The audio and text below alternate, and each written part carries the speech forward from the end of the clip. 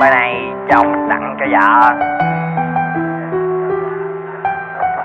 vào ngày 15 tháng 7 năm 1212 rồi nha.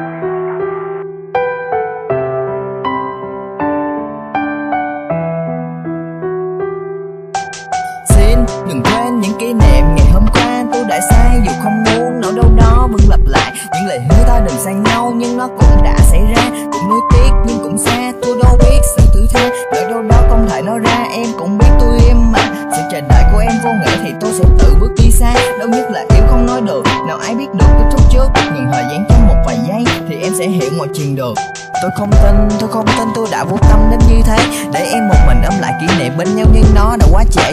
Trách ông trời ngăn hai đứa đặt cho nhau bao lời hứa đó, rồi cuối cùng tôi lại ân hận một mình khóc thét trong chiều mưa. Tôi không tin tôi đã vô tâm đến như thế, để em một mình ôm lại kỷ niệm bên nhau nhưng nó đã quá trễ. Trách ông trời ngăn hai đứa đặt cho nhau bao lời hứa đó, rồi cuối cùng tôi lại ân hận một mình khóc thét trong chiều mưa. Dòng tin nhắn cho từng tiếng nắng khẽ rơi vào trên đôi vai anh, xóa đi từng chữ rơi nhẹ quá khứ, mong cho thời gian này qua nhanh. Lỡ yêu một người phải du kích nhưng em vẫn phải có bước tiếp. Hãy nhớ mỉm cười, đừng cố chấp để rồi cơn đau không thích chạm. Đừng bao giờ khóc vì sự yêu đuối nó không tồn tại trong tim em. Đừng ngoảnh mặt lại chỉ để một ai đã không chịu bước tiếp cùng em. Đừng bao giờ khóc vì sự yêu đuối nó không tồn tại trong tim em. Đừng ngoảnh mặt lại chỉ để một ai đã không chịu bước tiếp cùng em.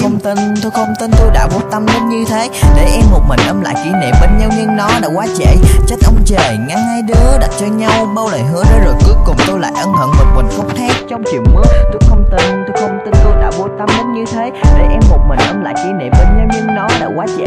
Trách ông trời ngăn hai đứa đặt cho nhau bao lời hứa đó, rồi cuối cùng tôi lại ân hận một mình khóc thét trong chiều mưa. Những gì còn lại anh muốn nói ra rằng anh yêu em nhiều thật nhiều. Trong con tim anh chỉ còn tàn canh trong mưa để đâu sự thấu hiểu. Theo như bài hát ngày hôm qua anh dành cho em sự xin lỗi, thì đó như là lời nói của anh, xin em hãy nhắm mắt chờ đợi. Nếu đó là sự ích kỷ thì em hãy mau quên nó đi. Chấp nhận bây giờ đã là xa vời thì em đừng nhắc tới nói chi. Cắt đứt khoảng cách sẽ tan tình cảm, hao tổn ngàn nước mắt trong mi. Lau khô thực sạch đã thấm rượu cạn như lại ký ức trong tâm trí. Tôi không tin tôi đã vô tâm đến như thế, để em một mình ôm lại kỷ niệm bên nhau nhưng nó đã quá trễ. Trách ông trời ngăn hai đứa đặt cho nhau bao lời hứa đó, rồi cuối cùng tôi lại ân hận một mình khóc thét trong chiều mưa. Tôi không tin tôi đã vô tâm đến như thế, để em một mình ôm lại kỷ niệm bên nhau nhưng nó đã quá trễ. Trách ông trời ngăn hai đứa đặt cho nhau bao lời hứa đó, rồi cuối cùng tôi lại ân hận một mình khóc thét trong chiều mưa.